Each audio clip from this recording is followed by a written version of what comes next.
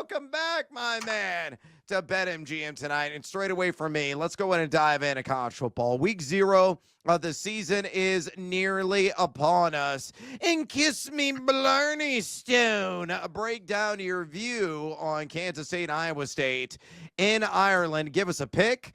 And just for background, K-State right now at BetMGM is laying 3 points as the favorite with a total of 49.5. So what do you like in that across the pond affair? Brad, your Irish accent needs like years of work, man. Like I respect the effort. I do. I like that you leaned into it. Not great, Bob. Not great. I'll tell you what my favorite number of the day.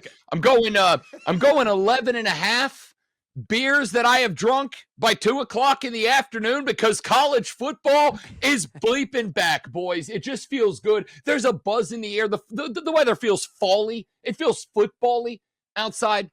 It's time to celebrate. Give me K-State. And I'm going for a couple of reasons. Yeah. Number one, I think Avery Johnson is going to be a damn good quarterback this year. And there's a clear-cut difference in quarterbacking. And I know Iowa State won this game last year, but take a look how that game broke down. You had a fumble on the opening drive that led to a short yardage touchdown. You had a second fumble later in the game. I do not want to bet on Kansas State having multiple short yardage turnovers again. A, B, here's my favorite stat from this game. Last year, Kansas State's defense, which did not get enough credit, stopped running backs for 0 or negative yards 1 out of every 4 runs. They were 10th best in the country at that. That's a stupid number. And considering Iowa State is wildly conservative, will be less talented in the passing game this year, I'm going to bank on Kansas State's defense to get it done. Now, getting on a plane, flying to the other side of the Atlantic Ocean, spending some time, I assume, because I would, at the Jameson Distillery. I don't know what other variables go into this. Remember Florida State, Georgia Tech last year in Dublin, Ireland looked real wonky. Turns out Florida State just sucked butt cheeks last year. So, maybe it wasn't that. Might get wonky. Give me the Wildcats, lay the points. Oh, I like that. Like that a lot, Rob. We're going to be on the same page. All right, I got something right up your sleeve, right up your alley, man, for you. All right, I'm going to hand you the microphone. I need, 3 days away, your hottest college football take. It could be a prediction as we enter the season, Heisman, Natty winner, team to miss the playoff, team to not meet expectations. What do you got for us? Gentlemen, if you head on over to the lovely BetMGM website right now, you can catch the rambling wreck of Georgia Tech to make the college football playoffs at a lot to 1.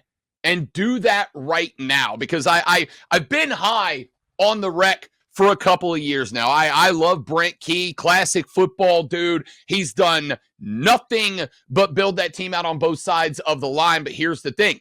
Between Haynes King and Jamal Haynes, they might be working with. Might. I'm going to capitalize that. Might. But the fact that we're saying this about Georgia Tech feels real good. Might be working with the best genuine running back wide receiver combination in the game in college football this year. That is not to say that they will win the ACC this year, because I do think Clemson is legitimate, Ryan Horvat.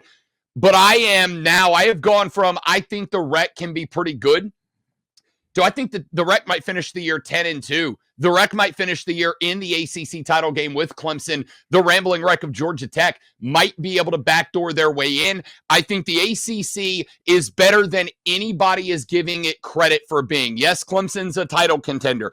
I don't trust Mario Cristobal. Carson Beck might not be getting enough credit for how good he genuinely is. 24-3, leaving Georgia last year.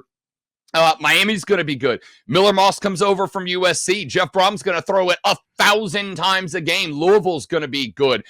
SMU was in the playoffs last year. They lose a couple of guys at running back, but Kevin Jennings might be a Heisman finalist. Rhett Lashley's a dude. They're going to be good.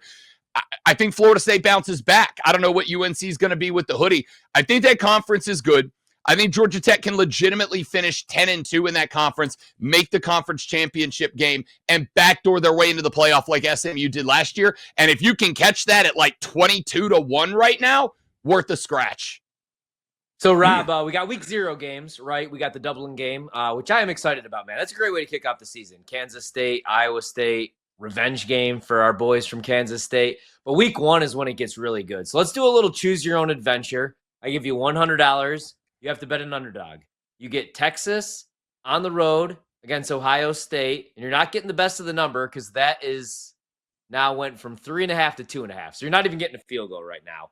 Or you could grab LSU against Clemson at Memorial Stadium in Death Valley, catching 4 points, more than a field goal. Which dog would you go with? Arch in Texas or Nussmeier in LSU, week 1? The knee-jerk reaction for me is to take LSU, and it's going to be because of the number. That's the knee-jerk reaction. I think a lot of people are high on Arch. I'm with Steve Spurrier. I think it is more than fair to still have questions about Arch Manning, to not want to declare him football Jesus here to resurrect Texas back from the dead. I'm just not all in on that yet. LSU's against the wall right now. Brian Kelly, I've heard people who think he is already on the hot seat. I've heard people who think that he's not on the hot seat at all. I think the truth is somewhere in the middle. I don't think he's on the hot seat, but I think he's like doing the hover thing, when you're like camping in the woods and you got to go and you just kind of lean back on it. That's what Brian Kelly's doing with the hot seat right now. And so the question mark is, will they spiral or will they respond? Will Brian Kelly become an absolute ass that his players rebel from, or do they line up to play with the guy? And Clemson's going to be a more passing-based attack this year. They lose Phil Maffa. They've got Adam Randall, a converted wide receiver at their RB1 spot. It's going to take some time to get going, which means they're going to have to throw the ball. LSU's got good defensive backs all over the field. I think there is a world where LSU ends up with a turnover or two and they keep this game close. If the numbers were flipped, if it was Texas catching 3.5, 4.5 at Ohio State, I think that would be the way that I go. But if I'm not even getting a field goal, I'm good at radio, boys. If I'm not getting a full field goal here, then I think I'm probably gonna have to play the better number, which is LSU to be close at Clemson. Clemson is a wonderful place. The people are great. There is a reason that Death Valley is in Baton Rouge and not Clemson, South Carolina. And I'm saying that on the air in the upstate. LSU will not be intimidated by that environment. The only question is, do they spiral out early? I'm going to say the answer is no in week 1. If this game was in week 4, I might feel a little differently about it. Oh, we're getting down with our guy, Rob Brown, right now, host of Bet for the Cycle right here on the BetMGM Network. Make sure you tune in there, especially if you fans of the Rawhide and Thumb on X. He's always giving it to you there at the Rob Brown Show. Again, on X at the Rob Brown Show. Rob, let's pivot, go from college football to the NFL. Who leads the NFL in passing yards this season? I'm a ticket holder on Joe Burrow doing exactly that, which he did last year. I got the number at plus 550. Right now at BetMGM, Burrow is at plus 450. I don't see anybody really challenges him. Maybe Dak Prescott does, but I think this Bengals defense is really going to suck, and the guy has got so many flipping weapons at his disposal, and he even said this is the healthiest he has been going in a regular season, going back to his rookie year. So I think it's going to be a banner campaign for Joe Burrow. Do you agree? And would you bet on him set the pace in passing yards in the NFL this year? No, I have to agree. And I have to agree for 2 reasons. And I've said this already. I think Joe Burrow is the best thrower of the football in the in the NFL this year. As far as throwing the ball, I don't think there's anybody better than him. I don't think anybody's got more weaponry around him. But, Brad, I think the other part is, with the chaos of this Trey Hendrickson situation, the Bengals are going to have to score 49 points a game to go 500 this year. It's not an option. Like, they are going to have – I'm not even really – I don't even think I'm joking that much, right? They're going to have to score 42 a game to maybe squeak in as a wild card, because that front office refuses to do anything but repeatedly slam its own genitalia in the door of the building every day. I think they genuinely might have to score 40 plus to be a 500 team. But if I need a guy who's going to lead an offense to do that, there is nobody but Joe Burrow that I would pick for that.